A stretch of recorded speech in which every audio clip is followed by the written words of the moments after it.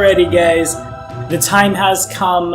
My name is Tommy. Welcome to the final episode of the Dragon Empire's A 5-Minute Tour. It's been a very, very long road, but we're here at last now with the final province of Tian Sha.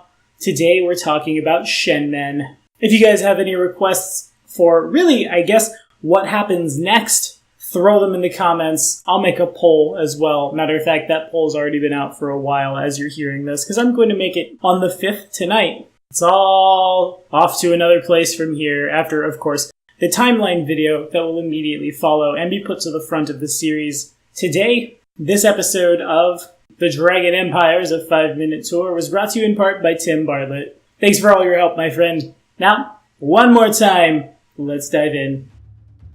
So, during the rule of Imperial Lung Hua, and we're going to talk more about that next week, Shenmen was something of a backwater province. Shenmen is relatively close to the Empire's core, and its gloomy weather patterns only rarely allow for honestly sunny days. Moss grows everywhere that the fungus doesn't, and the only break between the frequent storms was the endless drizzle. Yet, of course, the lumber of the specterwood and the ample veins of silver in the eastern gossamers ensured that Lung Hua would never just let the province be forgotten. The citizens of Shenmen were expected to produce silver and timber at a constant rate to supply the empire, and the fact that Lung Hua generally saved government and overseer posts in Shenmen as a sort of punishment for nobles and officials only further added to the land's misery. Yet as long as the silver and timber kept flowing, Lung Hua kept the roads and villages relatively safe. That all changed when Lung Hua fell. Cut off from their resources and unable to swiftly flee,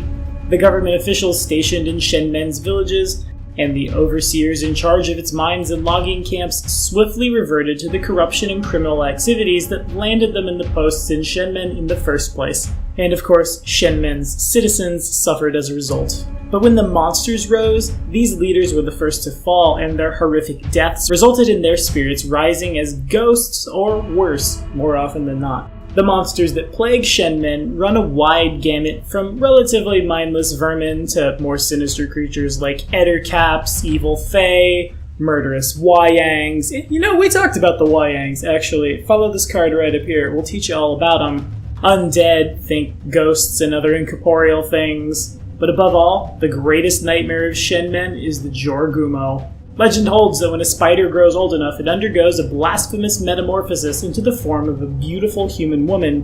Whether or not this tale is true, the Jorgumos pull the political strings of Shenmen, and in turn, the Jorgumo are ruled by their own cruel queen, a Jorgumo with no less than 14 witch levels, Lady Langloi, who dwells in a hauntingly beautiful underground city under the Gossamer Mountains, which is said to house thousands of the Witch Queen's favored slaves.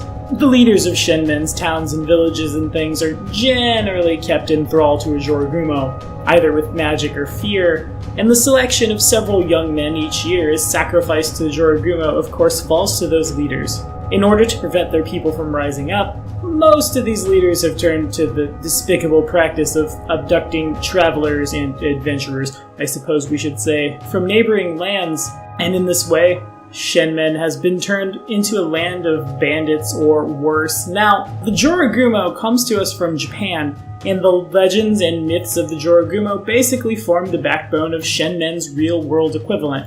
It's like Ustalov, and follow this card right up here if you don't know what that means, but for the Far East. To be frank, I'm kind of surprised we don't see something along the lines of the Yurei called out when we talk about ghosts, because certainly this would be probably where you would find a lot of them on Galarian and any other Eastern-themed undead as well. Also, I'd be really remiss if I didn't say that I don't get kind of a 3.5 Forgotten Realms drow vibe from this place as well. The Queen of Spiders living in an underground city, housing thousands of favored slaves. Lady Langloi is a lot of L alliteration, which, kind of reminds me of Lolth, especially considering that she's a spider lady. But hey, that's just speculation. I suppose I can't really point a finger at that, but I'm going to anyway. I think this is based off the drow in 3.5.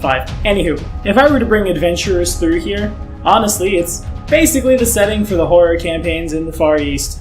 This might be actually where your adventurers find their first character level when, they're abducted by bandits and almost fed to, maybe not a spider queen, they can't handle that, but like a giant spider, and the commoner killing him off gives him his first fighter or samurai level, something like that, and then you have to survive in this cursed land. I do, in fact, love me some horror. Think Fatal Frame, think Silent Hill, think Siren. It all slots in here.